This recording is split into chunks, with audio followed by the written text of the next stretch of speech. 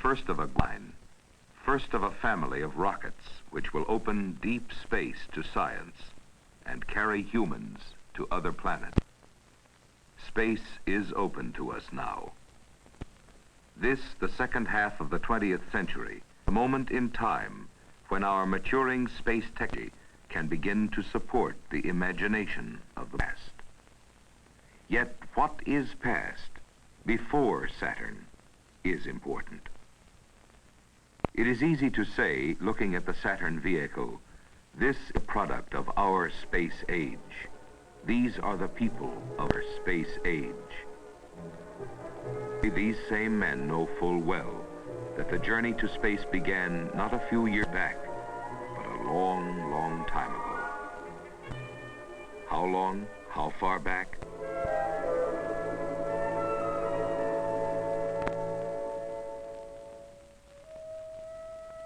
In ancient Greece, there was the poet Lucian.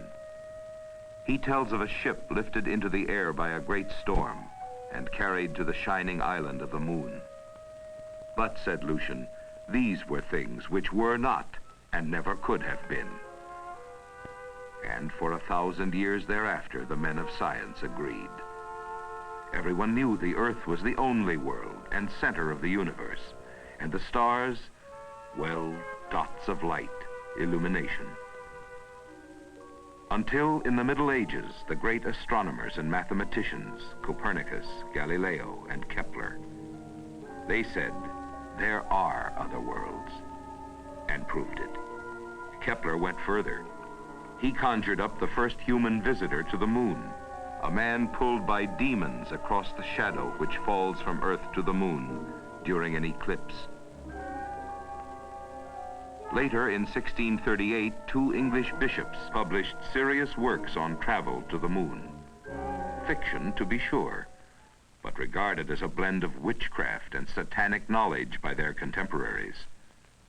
Still, it remained for the 19th century and its remarkable prophet, Jules Verne, to bring together the facts and fantasy of space travel.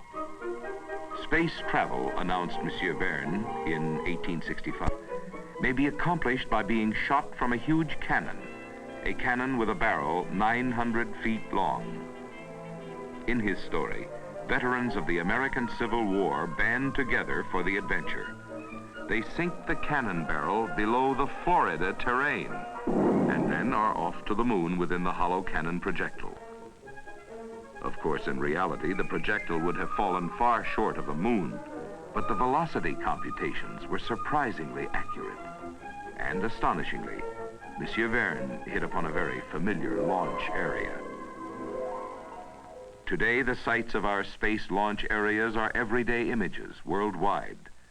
And we all know that the rocket, free to operate in any atmospheric environment, is the ideal transport to space. But in the not-too-distant past, this was not readily apparent. It took men of genius. In Russia, the effects of scarlet fever rendered Konstantin Tsiolkovsky totally deaf. Plunged early into a silent world of fantasy, his enormous talent quietly produced solid technical studies in a brand new field, astronautics. There were many visionaries, among them the remarkable Hermann Oberth. His theoretical knowledge of propulsion was less than sound, but he did set down plans for a workable space vehicle. And moreover, he paved the way for the small group of European rocket pioneers who now appeared. Of these, one name stands out. Hermann Oberth came from provincial Romania to Germany after World War I.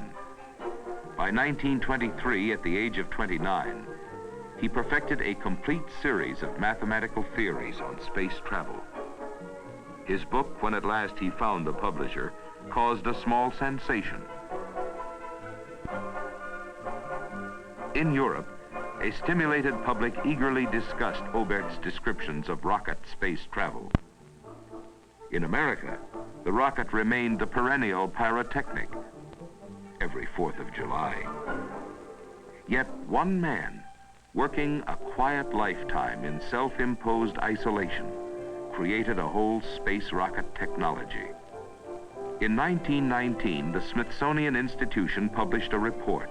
The author, an obscure New England scientist, Dr. Robert H. Goddard.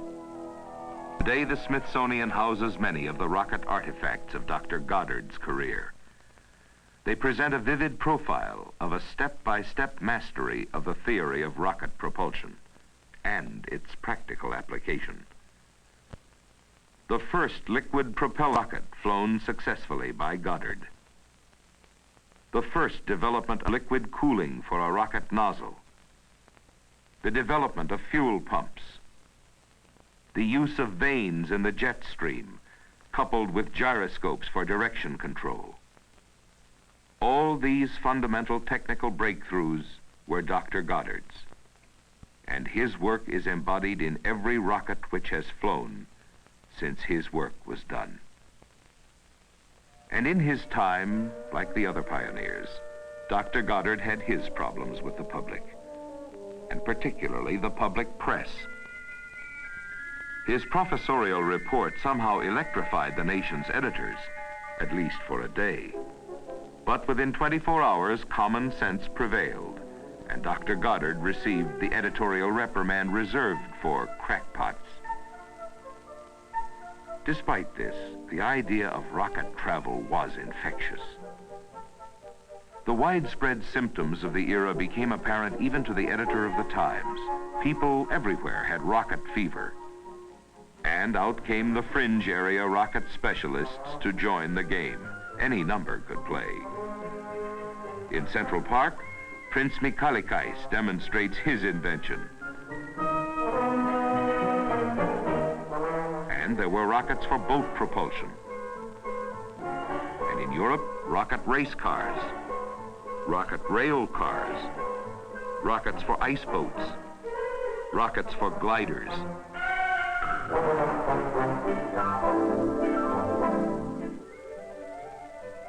Through it all, aiming toward the true ultimate use of rocket power, space flight, the pioneers quietly sharpened their skills and tried to explain their accomplishments. Today, accomplishments are explained to a vast space news-hungry public. We accept space. We understand something of the rocket's role, and that of the rocket's passenger, man. But again, looking back in the dim recesses of history, who was the first man to try for a space flight? Ah, that's right. Who? Wan Hu. According to ancient accounts, this Ming Dynasty astronaut fitted his bamboo spacecraft with all the black powder fire rockets it would hold. And when the rockets were ignited by a platoon of pigtailed technicians, Wan Hu was converted gloriously from the living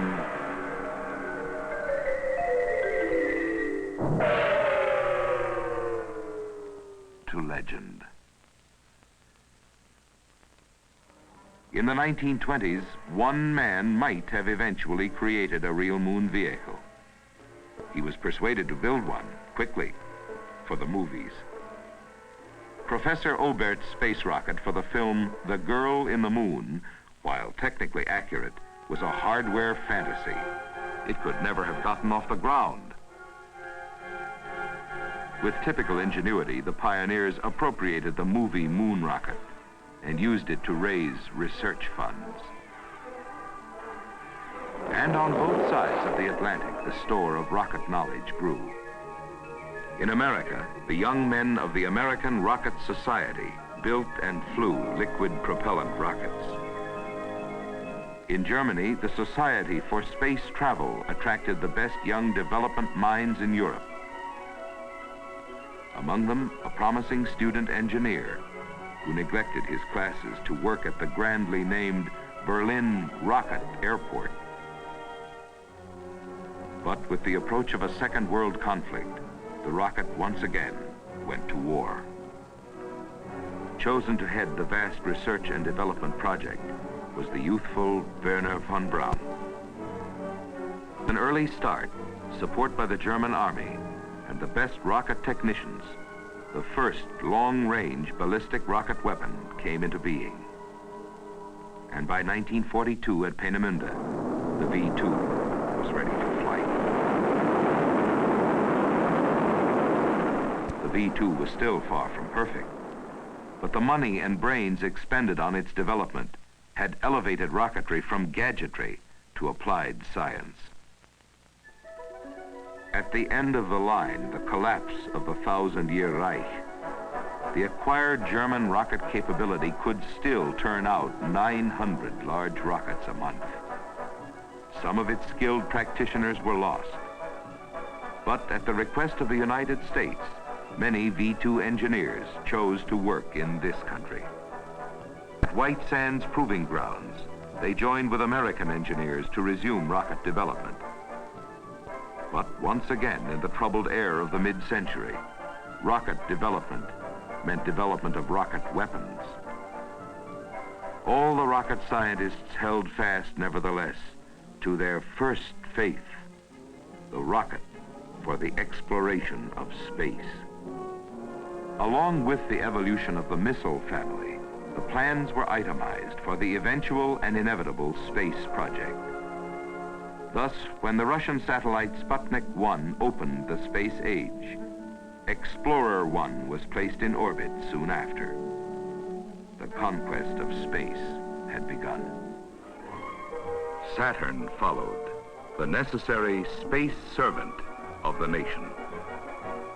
Designed to further the most ambitious space programs, Saturn was planned, built, tested at the George C. Marshall Spaceflight Center, and ready for launch in little more than 3 years. But the huge rocket, the men who made it, and the men who fly Saturn are beholden, indebted to those who dreamed of space before them. The roster is long.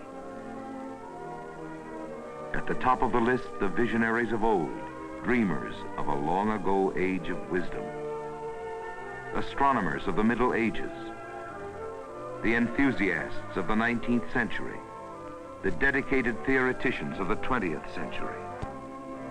The development team which brought rocket techniques acquired in another land, another time, and for other objectives, to bear presently on the universal objectives of space exploration. For some of the pioneers, it is still possible to visit and to marvel at the giant their early efforts helped make possible. Some have become part of the team now working to create the Saturn family. But with Saturn and all men who work toward space, history begins anew each day. The fulfillment of the dreams of centuries is just ahead. The great events of history are now visible. Saturn, the space vehicle, now joins this history. Same history, new chapter.